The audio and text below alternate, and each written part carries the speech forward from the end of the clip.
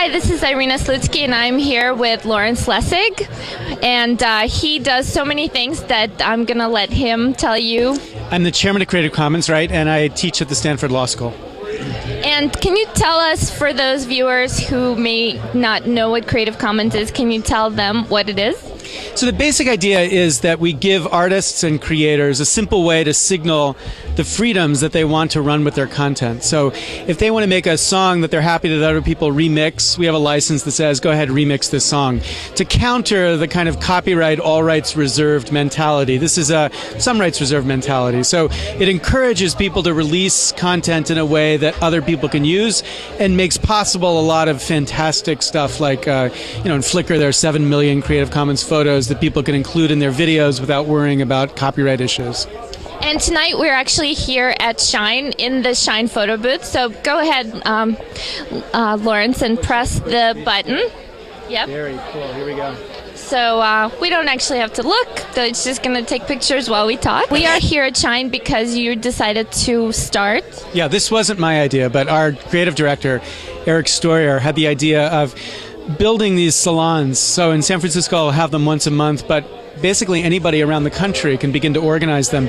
And the idea of this salon is not to have, like, Creative Commons people talk about Creative Commons, as much as to have artists who are using Creative Commons stuff talk about why they're using it or how they're using it and demonstrate their techniques. So, you guys were fantastic in demonstrating what you've done with your stuff, and other people showing how it works. Tonight we had people from Second Life demonstrating how Creative Commons is penetrating Second Life, and so the idea. You have your own avatar in there, don't you? Right, they built one for me. Do you have more muscles and tattoos? It's much cooler in Second Life than in real life, but what do you know? But the idea is?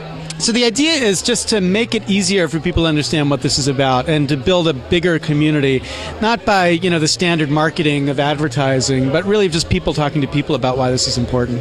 And I see that there's actually music being released under the Creative Commons license, and do you actually have a record label, or how does that work? So we don't have a label, although there are record labels who release content under Creative Commons licenses. My favorite is Magnitude, which releases content under different flavors of licenses, and all sorts of artists have begun to make their content available there. It's a very selective label, so it's not like anybody can register, and the guy who runs it is really very talented in picking good stuff.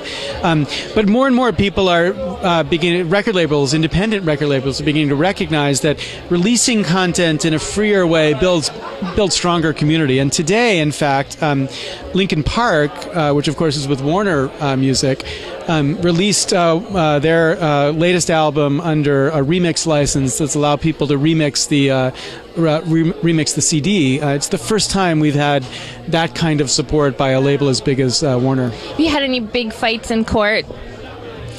Well, I kind of run two lives. So one is Creative Commons, which is about building this happy community of people choosing to share. And the other is your dark side. Yeah, and the other is, so I'm just a lawyer who goes out there and tries to force liberalization of copyright laws. So I took a case to the Supreme Court, lost in the Supreme Court, trying to defeat the Mickey Mouse Protection Act, the Sonny Bono Copyright Term Extension Act, which extended copyrights for 20 years, the 11th time they've extended copyrights in the last 40 years. The really important point was that 98% of the content whose copyright term was extended by this law is totally inaccessible commercially, right? And if you think about film from the 1930s and 1940s, by the time the copyright expires, that film will literally have disappeared because it's all on nitrate-based stock, and that'll dissolve before the copyright ever expires. So fighting this wasn't so much about liberating Mickey, who gives a fuck about Mickey, but this was about making available a wide range of content that otherwise just is not accessible.